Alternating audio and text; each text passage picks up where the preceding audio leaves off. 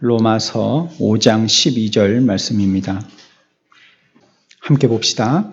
그러므로 한 사람으로 말미암아 죄가 세상에 들어오고 죄로 말미암아 사망이 들어왔나니 이와 같이 모든 사람이 죄를 지었으므로 사망이 모든 사람에게 이르렀느니라. 아멘. 우리 지금 원죄와 본죄에 대해서 배우고 있습니다. 우리 함께 해봅시다. 원죄와 본죄. 원죄와 본죄. 본죄는 또 어떻게 다른 식으로 표현한다고 그랬죠? 네, 자범죄. 같이 해봅시다. 자범죄. 자범죄. 이 뭐 우리가 흔히 쓰는 말이 아니라서 여러분들이 용어가 좀 낯설 줄 아는데, 자범죄라는 말은 자기가 손으로 지은 죄다 이 뜻입니다. 자기가 살면서 지은 죄, 그게 자범죄입니다. 우리가 이제 18문에 대해서 공부하고 있는 이 내용, 우리가 읽기 전에 먼저 큰 그림을 그려본다면, 먼저는 원죄에 대해서 따져볼 거예요. 원죄가 뭔지, 그리고 왜 원죄라고 부르는지, 그리고 원죄의 내용은 과연 무엇인지. 그냥 아담이 지은 죄만을 원죄라고 우리가 생각했는데 그 가운데 포함된 내용과 그거 지금 왜 그렇게 부르는지 우리가 여기에 대해서 오늘 살펴볼 것입니다. 18문입니다. 문. 사람이 타락한 그 지위에서 죄되는 것이 무엇입니까? 사람이 타락한 그 지위에서 죄되는 것은 아담의 첫 범죄의 죄책과 원시가 없는 것과 온 성품이 부패한 것인데 이것은 보통 원죄라 하는 것이요 아울러 이 죄로 말미암아 나오는 모든 자범죄입니다. 이 말들이요, 무엇을 설명하기 위한 말들로 연결이 되어 있거든요. 그러니까 그냥 우리가 이런 뜻이야 하는 뜻에 필요한 용어 몇 개를 그냥 올려놓은 의미 이상이 있어요. 그러니까 그렇게 설명할 수밖에 없고 또 그런 용어를 쓸 수밖에 없는 그런 이유들로 질문과 대답이 되어 있습니다. 여기 우리가 먼저 내용에 들어가기 전에 답에 대해서 조금 우리가 분류를 해서 생각을 해보겠습니다. 답에 보면 사람이 타락한 그 지위에서 죄되는 것은 아담의 첫 범죄 죄책과 원시의가 없는 것과 온 성품이 부패한 것인데 이걸 뭐라고 한다고요?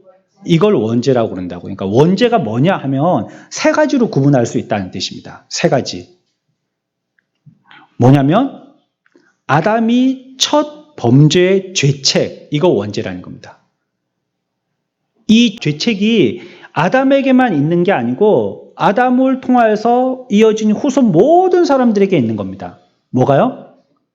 죄의 책임 말이에요. 아담이 지었던 그 죄의 책임. 그것이 그 한 사람으로 끝나지 않고 우리 모든 인류에게 유전되어서 우리에게도 같이 있는 겁니다. 그게 원죄입니다.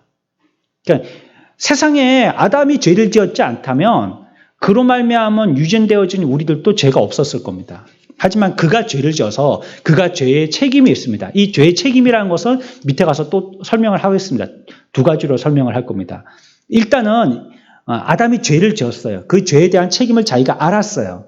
그런데 그 암이 우리에게까지도 다 미친 겁니다. 우리들도 그 후손이니까요. 두 번째 원죄가 뭐냐? 원시의가 없는 것입니다. 그 말이 그 말인데 죄를 지었기 때문에 하나님이 사람을 지으셨을 때 우리에게 좋았더라, 보기에 심히 좋았더라 하신 하나님의 형상이 우리 가운데 숨어져 있었거든요. 심겨져 있었거든요. 그러니까 그분의 의로움, 그분으로 말미암아 만들어진 그분의 모든 것이 우리들에게 이미지화되어 있었어요. 우리에게도 그렇게 입혀져 있었어요. 그러니까 조금 건방지게 얘기하면 우리도 하나님 비슷했다는 거예요. 자녀가요, 부모를 닮죠.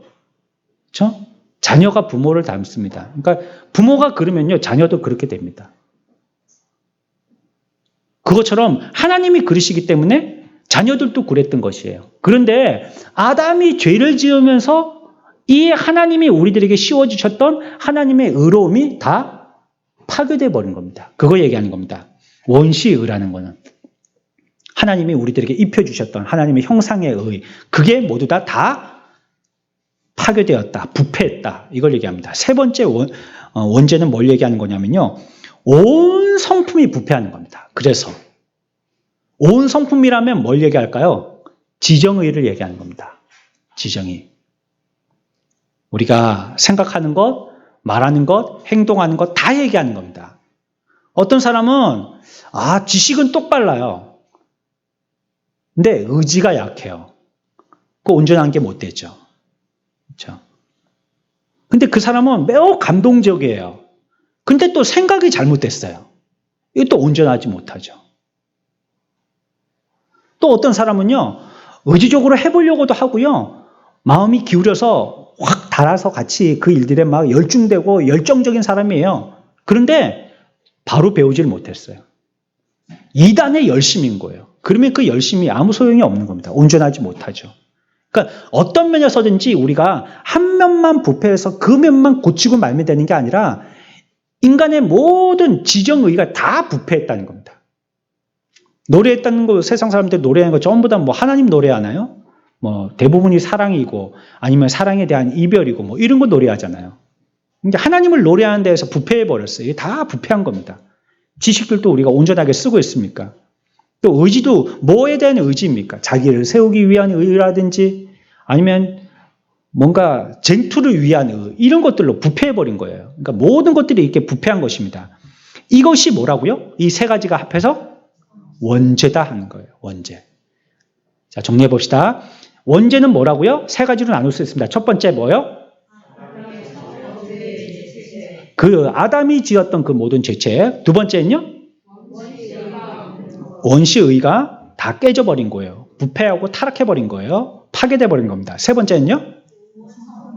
성품도 부패해버려요. 온 성품. 여기서 모든 이게 다 중요한 겁니다. 모든, 전부 다. 뭐 한 게 남은 게 없어요. 다 부패해버렸어요. 우리들은 뭐 꽤나 착한 척 하지만요. 부패덩어리예요. 부패덩어리. 예전에 보니까 제 지금 목양실에 조그만 냉장고가 있는데 그 냉장고에 하도 안 열어봐서 그 안에 뭐가 들었는지도 모르겠네. 뭐 들어있겠죠. 뭐. 예전에 그래 빵이 먹다가 남은 게 있었어요. 근데 깜빡 까먹었어요. 지금처럼. 뭐가 들어있는지 몰랐다가. 근데 어째 열다 보니까 거기 빵이 들어있는 거예요. 근데 보니까는 기한은 한참 지났죠. 또 그런 거 있지 않습니까? 먹어도 안 죽어 이런 거 있죠. 그렇죠? 자기 믿음 갖고 빵 뜯어 먹는 거 있잖아요. 보니까 안 죽게 생겼어요. 보니까 뭐 벌레가 기어다닌다든지 그러면 안 먹을 텐데. 근데 저 끝에 보니까요. 파랗게 곰팡이가 쓸었어요. 자, 그러면 그거 먹어도 돼요? 먹으면 안 돼요? 솔직하게 얘기해 보세요. 떼어놓고 먹으면 안 될까요? 이렇게 떼고 먹으면? 그거 떼어놓고? 전 떼놓고 먹었거든요. 아직도 살아있으니까, 먹어서 죽을 건 아닌데, 일부러 페니실린 주사도 맞는데, 그거 일부러, 먹어도 괜찮긴 한데, 그거 사실은 보이는 부분만 곰팡이가 쓴 게 아니고, 그 봉지가 다 곰팡이 쓴 겁니다. 근데 우리가 안 보일 뿐이에요. 그러면 이 빵은요, 부분적으로 부패했습니까? 전부 다 부패했습니까? 전부 다 부패한 겁니다, 그거. 다 부패한 거예요. 겉은 멀쩡해갖고 먹어도 되는 것 같죠? 그거 배탈 나는 겁니다. 그런 거는 먹으면 안 됩니다. 그거 얘기하려고 하는 겁니다. 또 냉장고에 넣고 또 꺼내갖고 드시지 마십시오. 안 된다는 걸 얘기하는 겁니다. 이걸 먼저 생각할 거예요. 그래서 이 질문에 대한 18문에 대한 질문에 대한 대답은 크게 두 가지, 원죄와 본죄로 생각하는데 본죄는 조금 이따 생각하고, 왜냐하면 본죄는 좀 쉬우니까.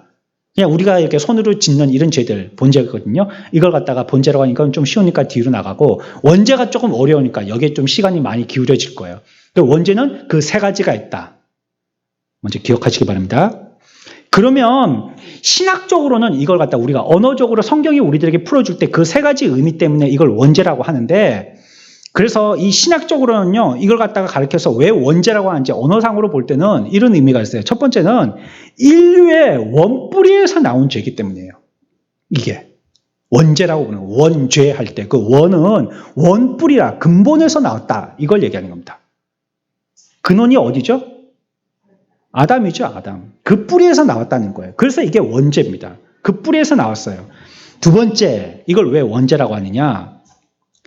우리가 태어나서 세상에서 배우면서 짓는 죄 있습니다. 대표적인 게 욕 같은 겁니다. 욕. 욕은 아이가 태어날 때부터 욕을 입에 달고 태어나는 게 아닙니다. 야, 깻잎아, 배추야, 이런 거 아이들이 모릅니다. 근데 이걸 어디 가서 배우죠? 예. 모든 건 유치원에서 다 배운대잖아요. 그렇죠? 유치원에 가서 배웁니다. 유치원에 가서 뭐 욕하니까 뭐 못생겼다, 뭐 머리 크다, 뭐 어쩌저쩌다 막 욕을 하거든요. 아, 그게 욕인갑다. 그거 하니까 기분이 나쁘더라. 배워가지고 집에 와서 또 하는 겁니다. 근데 그거 친구들끼리 써야 되는데요. 지는 그게 나쁜 건 줄 알고 엄마 아빠한테 막 쓰는 거예요. 자기는 그게 개념이 없는 거죠. 그 어디서 배운 거냐? 유치원에서 배운 겁니다. 그럼 배워서 안 거예요. 배워서. 태어날 때부터 갖고 난 게 아니에요. 그래서 이걸 갖다가 원죄라고 하는 이유는 태어났을 때 죄악을 보고 배운 죄가 아니고 이 죄는 원죄다. 원래 엄마 배에서 타고 나오면서부터 지은 죄다 해서 원죄라고 하는 겁니다. 갖고 나온 죄예요, 이거는. 배운 게 아니라는 거. 어디서 가르쳐 준 게 아니에요. 원래부터 내 속에서 있던 죄다. 원래부터 내가 가지고 있던 죄다.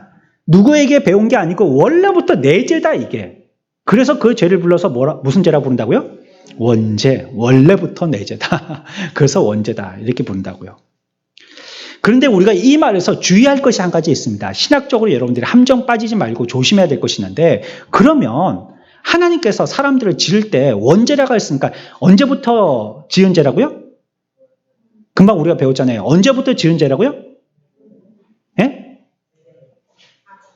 아니, 금방 두 번째 거 배울 때 언제부터 지은 죄라고요? 원래부터 지은 죄라 했잖아요. 원래부터. 우리가 태어날 때부터 짓는 죄라고 했잖아요. 태어날 때부터 가지고 나는 죄라고 했잖아요. 그러면 여기서 여러분들이 신학적인 한 점에 빠지지 말아야 될 것은, 그러면 하나님이 사람들을 지으셨을 때 죄 있게 지었냐는 말이에요. 우리가 태어날 때 죄를 갖고 났다면서요. 그렇죠? 그래서 원죄라고 했잖아요. 그러면 하나님이 사람을 지을 때 죄 있게 지었어요? 그건 아니에요. 그러니까 이런 말에서 여러분들이 헷갈리시면 안 돼요. 죄는 아담이 지었어요. 지어서 만들었을 때부터 우리 사람들이 죄악으로 만들어진 것이 아니고요. 사람들이 지은 겁니다. 이런 부분에서 여러분들이 실수 범하지 않으시길 바랍니다. 이 타락으로 세상 모든 사람들은 출생할 때부터 그래서 이 죄를 가지고 나는 것입니다. 세 번째, 왜 원죄라고 하느냐? 이 죄가 말이에요. 죄의, 앞에서도 얘기했지만 죄의 뿌리 되어지는 죄이기 때문에 그래요. 원래 죄. 그러니까 이 죄에서부터 모든 죄는 다 근원이 되는 거예요. 이게 샘의 근원되는 죄 같은 거예요. 원천 있죠, 원천. 뭐 큰 낙동강이나 뭐 큰 영산강이나 뭐 섬진강이나 강이 있으면 그 강에 처음 시작이 있을 거 아니에요. 거기서부터 강이 시작되어지잖아요. 그래갖고 나중에는 큰 강이 되어지고 나중에 바다가 되어지고 그러잖아요. 그러니까 본제가 되어지는 그 본제는 원제에서부터 시작되는 겁니다. 우리가 지금 구분하기를 원제와 본제가 따로 있다고 구분해서 그렇지, 그러면 여러분들이 죄 지을 때 원제다, 본제다 이렇게 생각하면서 지으세요? 아이고, 내가 오늘 원죄 졌네. 오늘 내가 본죄 졌네. 그렇게 졌나요? 이 신학자들도 그렇게 생각 안 합니다. 이거는 원죄에서부터 시작되어진 죄예요. 우리가 모든 짓는 무슨 죄는요? 본죄는. 우리가 짓는 모든 본죄는 원죄에서부터 시작되어진 겁니다. 그래서 이 죄를 부를 때 무슨 죄라고 부른다고요? 원죄다. 이렇게 부른다고요. 크게 두 가지로 얘기한다면 앞에서 대답했던 그 원죄에 대한 세 가지 분류를요, 한 가지를 빼고 두 가지로 추격해서 이제 대답할 수 있어요. 아담과 함께 죄를 지었기 때문에 원죄라고 하는 거고요. 그것과 함께 동시에 성품은 부패했다는 것입니다. 그러니까 우리에게 주신 원시의가 깨졌다 이 말은 동시에 부패했다는 말과 아니면 앞에 아담과 함께 유죄했다는 말과 이 말과 같이 통용해서 쓸 수 있는 거니까요. 그거는 그냥 어느 쪽이든지 포함시키고 두 가지로 나눈다면 아담과 함께 동시에 우리가 죄를 졌다 하는 것과 함께 그 다음에 동시에 성품이 부패했다는 것입니다. 함께 졌고 우리의 온 성품은 부패했다. 그래서 그 죄를 원죄라고 한다는 것입니다. 이제는 조금 더 깊이 들어가야 되겠어요. 그러면 그 죄의 책임에 대해서 조금 생각을 해봐야 돼요. 죄 책임. 이제부터 조금 어려운 말이 나옵니다. 제가 따박따박 읽을 테니까요. 여러분들이 정확하게 좀 기록하시기 바랍니다. 유죄, 이 말은 영어로 guilt 이렇게 쓰거든요. guilt. 근데 이게 죄가 있다 이 말이거든요. 유죄, 무죄 이렇게 할 때요. 이 말은 둘로 나눌 수 있어요. 유죄하다는 거는. 죄가 있다 이 말은 둘로 나눌 수 있는데 첫 번째는 이거 어려운 말입니다. 책치적 죄상. 책치적 죄상 이렇게 얘기합니다. 책은요. 책임지다 할 때 그 책자입니다. 책임지다. 책치적 죄상. 페아투스 쿨파라는 신학의 용어에서 나온 말입니다. 이 말을 그 신학적인 말 원어를 갖다가 한국말로 번역하다 보니까 이렇게 어려운 말이 됐어요. 책치적 죄상. 이 말은 무슨 말이냐면 내가 행동하거나 그 사람이 행동했던 그 상태가 도덕적으로 평가할 때에 과오다, 잘못됐다 이 뜻입니다. 딱 보니까 잘못했네. 누구나 봐도 저는 좀 실수를 범했네. 저 사람이 잘못했네. 아는 겁니다. 근데 우리가 뭐 교통사고 같은 것도 보면 이거 누가 잘못했지? 조금 헷갈리는 게 있거든요. 이거 저 사람이 잘못한 것 같기도 하고 이 사람이 잘못한 것 같기도 하고 그래서 꼭 누구다 할 수 없으니까 교통사고 나면 100대 0이 잘 없다고 그러잖아요. 그렇죠? 거의 10%라도 책임지는데 이거는 보험회사들이 횡패 부리는 겁니다. 왜 100대 0이 없어요? 100대 0 있어야 됩니다. 아니 주행 잘하고 있는데 갑자기 끼어든다든지 말이에요. 갑자기 차선 변경한다든지 말이에요. 갑자기 급브레이크 밟는다든지 아니면 사람이 갑자기 튀어나온다든지 그걸 갖다가 운전사가 어떻게 발견하고 브레이크 밟아요. 그건 어쩔 수 없는 거예요. 도로라고 만들어 놓으면 달리라고 만들어 놓은 도로인데 적정 속도에 따라서 신호 잘 지키고 차선 잘 지키고 정상적으로 가고 있는 차 앞에 갑자기 나타난다든지 갑자기 뛰어든다든지 이걸 어떻게 예방을 해요. 100대 0 있어야 돼요. 근데 이제 보험회사들이 그렇게 왈가왈부 하다 보면 피해보고 또 가해하고 이런 사람들이 서로 시비가 있게 되면 재판에 가게 되거든요. 그럼 머리가 아프고 골 아프니까 그냥 10% 이런 거 얘기하는 겁니다. 100대 0 있어야 되겠죠. 그러니까 교통사고에서는 그렇게 어느 쪽일까 잘 모르니까 몇 대 몇으로 합시다. 이런 말이 나오는 거예요. 몇 대 몇 이런 게. 80대 20, 60대 40, 55대 45 이런 말이 나오는 겁니다. 근데 그거는 잘 모르겠는 거예요. 어느 건지. 하지만 여기서 얘기하는 페아투스 쿨파라는 말은 딱 보니까 저거 잘못이네. 죄 책임이 있네. 이 사람이 잘못한 거네. 딱 안다는 거예요. 보니까 알겠다는 것입니다. 잘못했다고 할 만한 것, 잘못에 대한 책임을 느낄 만한 것, 죄를 안 지은 사람은 그런 책임을 안 느끼지만 죄를 지은 사람이면 내가 잘못했구나 하는 것을 느끼는 것, 이거를 얘기할 때 책치적 죄상이다 이렇게 얘기한다는 거예요. 죄를 안 지은 아이는 엄마가 들어와도 거기에 대해서 두려워할 게 없겠죠. 그렇죠? 엄마가 하라는 대로 방 청소 다 해놓고 또 숙제 다 해놓고 또 형아들 돕는다고 같이 빨래도 개고 이러면 착한 일도 해고했으니까 엄마 오면 좋죠. 엄마 오면 반갑고. 하지만 잘못한 아이가 있단 말이에요. 잘못한 아이. 숙제 하라는 대로 숙제도 안 하고 방 청소도 안 해놓고 설거지도 안 해놓고 빨래도 안 개놓고 그리고 누워가지고 배 깔고 계속 놀기만 하고 게다가 일까지 저질렀어요. 한 개 깼어요. 이러면 엄마가 오는 그 시간이 두려운 거예요. 그러니까 죄를 안 지은 사람은 거기에 대해서 마음과 양심이 편하지만 죄를 지은 사람은 그 부분에 대해서 마음이 내가 이제 큰일 났구나. 엄마 오면 이제 내가 혼날 텐데 이런 마음을 가지는 거. 그러니까 내가 죄를 지었다라고 스스로 시인하고 아는 것. 이런 상태, 이런 걸 얘기할 때 책치적 죄상이다. 이렇게 부른다는 거예요. 다른 말로 하면 이것도 또 어려운 말들이 왜 이렇게 어려운 말들을 많이 쓰는지 제가 말을 만들 줄 몰라가지고 쓴 말들을 쓰다 보니까 또 어려운 말을 쓰게 되는데 이거는 그래도 이제 좀 어려운 말 중에서는 조금 나은 겁니다. 고유적 가책상 이렇게 부르기도 합니다. 고유적 가책상. 죄를 지었기 때문에 마음으로 생각해 볼 때 마음에 가책이 된다는 겁니다. 내가 죄를 져서 양심에 가책이 된다는 겁니다.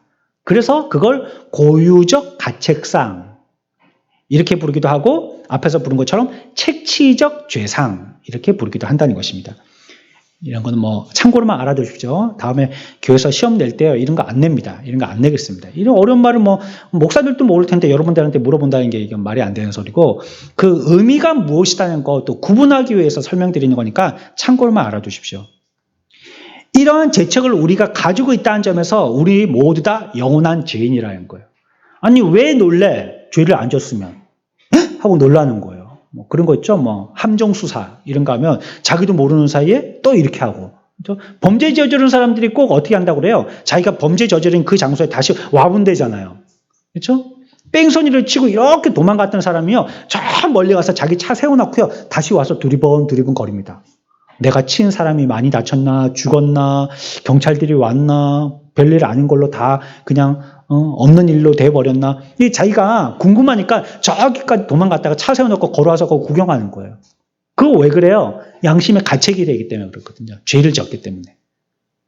괜히 그런 얘기를 하고요. 괜히 그런 생각을 하는 건 내 마음에 죄가 있기 때문이거든요. 고의적 가책상이다라고 얘기하는 것입니다. 이런 것들은요, 누가 대신 짊어져서 면제시킬 수가 없어요. 내 마음에 드는 생각인데요, 뭐. 내가 죄인이구나 하고 드는 생각을 누가 면해주겠어요? 자기 스스로가 면제되지 않으면 면해줄 사람이 없는 것입니다. 그렇게 자기가 죄인이라고 생각하고 죄를 지어서 내 마음에 양심의 가책이 되고 거기에 대해서 내가 책임을 갖다가 느끼게 되어지면 그러면요, 그 일들은 씻어버릴 수가 없는 거예요. 한번 그게 탁 새겨진 것처럼 박혀버렸기 때문에. 그러니까 그 이전으로 돌아가서 그 죄를 짓지 아니하면 모르겠는데 그 이전으로 돌아갈 수 있는 상태가 못 되기 때문에 그거는 계속 지속될 수밖에 없는 것입니다. 이것을 얘기할 때 책치적 죄상, 고의적 가책상이라고 이렇게 표시합니다. 또는 또 어려운 말 나옵니다. 앞에 두 가지 단어는 같은 말을 얘기하는 거고요. 이거는 조금 다른 식의 표현입니다. 벌치적 죄상이라고도 얘기합니다. 앞에서는 책치적 이랬죠. 여기서는 벌치적 죄상이다 합니다. 이게 구분이 있습니다. 앞에서 그 책치적 죄상이라는 것은 내가 죄를 졌다는 걸 느낀다는 거예요. 안다는 거예요. 그냥 눈물도 흘리고 너 죄인이지? 그러니까 눈물도 흘리고 아니다 나중에 부인했다가 마지막에 탄로 나니까 아유 내가 잘못했어 하고 양심의 가책도 되고 그 죄냐 아니냐를 구분할 때 책치적이냐 아니면 고의적이냐 이렇게 얘기하는 거예요. 죄다 아니다를 구분할 때. 근데 여기서 벌치적 죄상 이건 어떤 구분일까요? 이거 굉장히 어려운데도 이 말을 여러분들이 이해하신다면 이해가 훨씬 빠를 텐데 앞에서는 죄냐 아니냐를 구분한다면 여기서는 뭘 구분하는 걸까요? 벌치적 죄상. 그래서 너는 벌 받을 수 있느냐 없느냐인 거예요. 죄가 있기에 벌 받을 사람이냐 죄가 있기 때문에 벌 받는 거냐 이걸 얘기하는 거예요. 이거는 라틴어에서요 레아투스 포에나라고 부릅니다. 이것도 원어에서 나온 말이기 때문에 말을 붙이다 보니까 이렇게 어려운 말이 됐어요. 그 사람이 형벌 받을 만하다는 거예요. 지금 큰 집에 들어갔는데 큰 집에 들어간 건 그 사람이 죄를 지었기 때문이에요. 예전에 뭐 정인이 사건 아시죠? 그렇죠? 그 부모가 아동 학대해서 죽고 말이에요. 이런 거 있잖아요. 또 그전에는 막 뭐래요. 뭐 이렇게 음주운전 해가지고. 왜 우리나라는 음주운전을 그래. 그걸 갖다가 아무리 자기가 의지가 없어서 그 일을 했다고 그걸 갖다가 자꾸 감형시켜주는지 모르겠어요. 제가 알고 있기로는 미국 같은 데서는 술을 먹고 운전하면 더 가중처벌하는데요. 우리나라는 조금 그런 데 대해서 너무 좀 정서적으로 그 가해자 쪽에 쓰는 것 같아요. 피해자가 아니고. 그래갖고 한 젊은 청년 죽어버렸잖아요. 그 누구죠? 윤창호인가요? 죽었잖아요. 새파란 청년을 죽였잖아요. 그 사람이 형을 받고 살기를 사형 안 받습니다. 우리나라는. 사형 안 받습니다. 결국은 몇 년 살다 나오는 겁니다.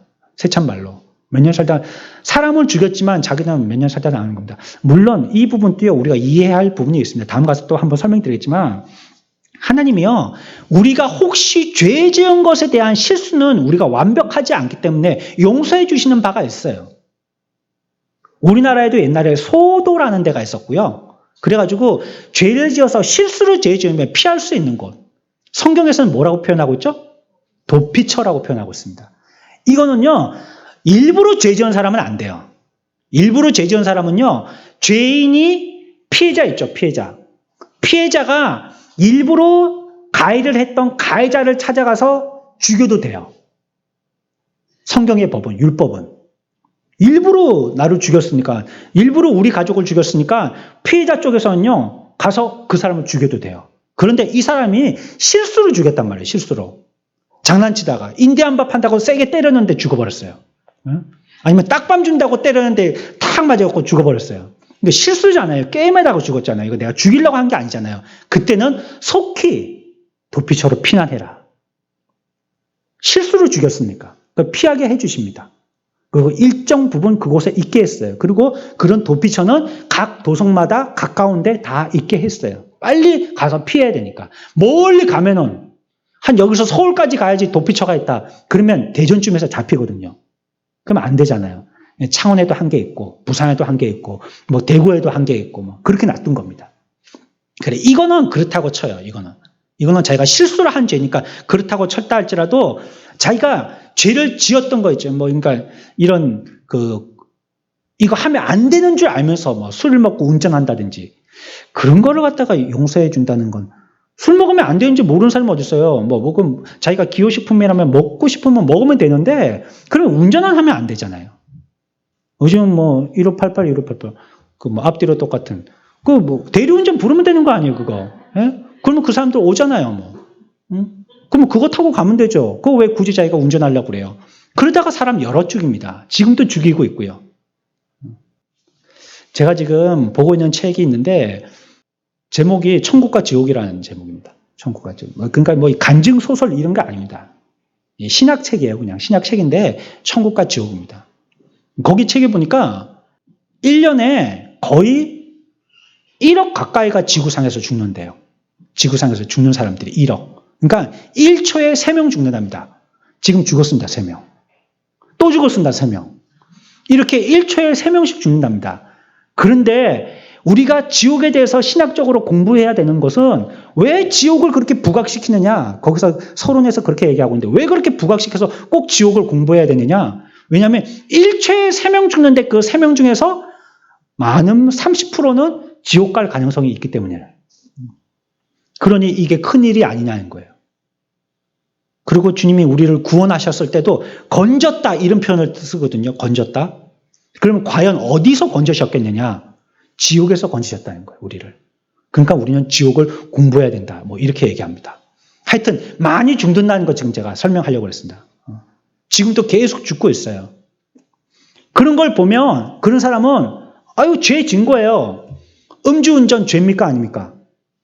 여러분들 다 아시죠? 어린아이들도 압니다. 이제 하도 뉴스에서 많이 얘기하니까 그거 다 아는 거예요. 그러니까 그 사람은 죄를 지었으니까 감옥에 들어갈 만하다. 그걸 얘기할 때 벌치적 죄상이다 하는 거예요. 벌을 받느냐 안 받느냐 이 말입니다. 앞에서는 책지적 죄상은 뭐라고요? 죄가 있느냐 없느냐 그걸 얘기하는 거고 벌치적 죄상은 그래서 벌을 받느냐 안 받느냐 그걸 얘기하는 것입니다. 형벌받을 만한 죄책을 가리킬 때 그것을 벌치적 죄상이다 이렇게 얘기하는 것입니다. 예수님께서 우리의 죄를 짊어지시고 형벌받았다 하는 것이 이런 의미가 되겠죠. 그분이 죄에 대해서 그분이 벌을 받으셨다는 겁니다. 우리가 죄를 졌기 때문에 그에 대해서 그분이 벌을 받으셨다는 겁니다. 그러니까 그 벌은 누가 받아야 될 벌이냐면 저와 여러분들이 받아야 될 벌입니다. 그러니까 죄를 지면 반드시 벌을 받는 것이거든요. 그러니까 그 죄가 있기 때문에 벌이라는 것은 반드시 받는 거거든요. 그 예수님이 벌을 반드시 받은 것을 보니까 모든 인류는 죄졌다 이 말입니다. 모든 인류는 그래서 예수님이 벌만 받고 끝나시지 않고 죄로 말미암아 죽기까지 하셨다는 말입니다. 예수님이 이 세상 이래봤자 구원 또 언제 이게 구원이 되겠어요? 이거 온 인류가 모르겠다 눈 감고 죽어버리자. 십자가에서 그래서 죽으신 게 아니에요. 그거는 죄가 있기 때문에 인류의 죄를 지고 대신 죽으신 겁니다. 그건 인류가 죄를 졌다는 뜻이기도 해요. 그래서 이것은요, 그러니까 죄책이라는 이 단어를 두 가지로 구분한다면 성질상 가책을 받느냐 아니면 형벌을 받느냐 이렇게 얘기하는 겁니다. 그거 가지고 책지적 죄상, 고유적 가책상 이렇게 얘기하는 거고 또 형벌을 받느냐는 벌치적 재상 이렇게 부른다는 것입니다. 내가 죄를 졌으면 영원히 내가 죄인이라고 하는 것은 어쩔 수가 없는 것입니다. 그렇죠? 우리나라도 보면 무슨 큰 그 국경일 같은 데 보면 사면, 석방 이런 거 하잖아요. 그렇죠? 근데 그거는 큰 죄를 지은 사람들은요 기록이 남는다고 그래요. 그래도 뭐 이렇게 등본 같은 거 떼어보면 나오는 게 아닙니다. 우리는 생각하기에 등본 떼보면 막 빨간 줄이 쫙 꺼져 있고 뭐 이렇게 생각하는데 그렇지 않답니다. 그렇지 않고 뭐 그런 게 표시되도록 해달라고 하면 표시를 해준대요. 근데 떼면 거기는 그렇게 자세하게 나오지는 않는데요. 근데 내가 죄를 지었으면 그거는 이렇게 큰 중죄를 지었으면 표시가 되지만요. 작은 죄 같은 거 있죠? 뭐 교통 뭐 범칙금을 안 냈다든지 아니면 뭐 벌점이 있다든지 이런 거죠. 뭐 그것도 죄는 죄인데 뭐 우리가 지금 세상적인 죄를 얘기하고 있습니다. 하나님이 보시는 관점에서 죄가 큰 죄, 작은 죄가 어떻겠습니까? 똑같이 죄죠. 그냥 세상적인 관점에서 그런 죄는요, 나중에는요, 그런 어떤 국경일 같은 데에서 좋은 날이면 없애줍니다. 1년 동안 계속 운전면허 취소시켰는데 이제 1년 안 됐는데 다시 회복시켜주고 그런 것도 있습니다. 가끔가다. 그러나 하나님의 법에 봤을 때는 한 번 죄 지으면요 끝까지 죄인인 거예요. 우리들은 계속 죄가 된 것입니다. 그러나 형벌로 죄의 책임을 져야 하는데 그리스도께서요 대신 받으셔서 내게서 그 책임이 면해졌다는 것입니다. 성경이 우리들에게 얘기하는 것은. 그 다음으로 우리가 생각할 것은 부패입니다. 부패. 앞에서 얘기할 때는 책임 이걸 얘기했고요. 이제는 부패에 대해서 좀 생각해 봐야 됩니다. 폴루션이라고 영어에서 얘기하는데요. 이거는 이제 공해, 파괴 이렇게도 얘기할 수 있어요. 그러니까 에어를 붙이면 이거는 대기 오염 이걸 얘기하는 거고 그 다음에 여기다가 노이즈라고 붙이면 이거는 시끄러운 거 소음 공해 이걸 얘기하는 거고 뒤에다가 리버라고 붙이게 되어지면 그러면 이제 그 해수 공해 이런 것들을 얘기하는 것입니다. 폴루션, 그 부패를 얘기하는 것이죠. 인간의 상태가 품성이 부패했다는 것입니다. 저와 여러분들의 그 성품이 다 부패했다는 겁니다. 우리가 좀 점잖게 그 부패성을 냄새나게 드러내지 않아서 그렇지 사실은 다 우리들은 부패했어요. 우리는 부패성을 갖고 있는 것입니다. 그 품성의 부패는요. 첫째는 전적으로 부패했다는 것을 성경은 얘기합니다. 전적으로. 아까 앞에서 말씀드린 것처럼요. 빵 한 귀퉁이에 곰팡이가 쓸었지만 그 빵 전체가 다 곰팡이를 쓴 겁니다. 보이는 부분만 그럴 뿐이지. 우리들도 마찬가지예요. 그 사람이 어떤 부분에만 그 사람은 그것만 아니면 좋은데 그러나 그것은 우리가 인간적으로 얘기해서 그렇지 성경적으로 얘기해서는요. 그것만이 그 전체에 다 얘기하는 것이고 또 안 보이는 그거 아닌 것도 다 부패였습니다. 사실은. 그게 아직 안 드러나서 그럴 뿐입니다. 그러니까 아이고 우리 양반은 다 좋은데 그게 한계 그러고 있는 우리도요. 다 부패한 겁니다. 다 부패, 똑같은 부패성을 갖고 있어요. 그걸 드러내느냐, 많이 드러내지 않느냐, 그 차이죠. 다 부패하고 있는 건 마찬가지예요. 그게 그러니까 검은 봉다리에 담겨 있느냐, 투명한 봉다리에 담겨 있느냐, 그거 차이예요. 부패한 것이 어느 봉지에 담겨 있느냐, 이거 차이라는 것입니다.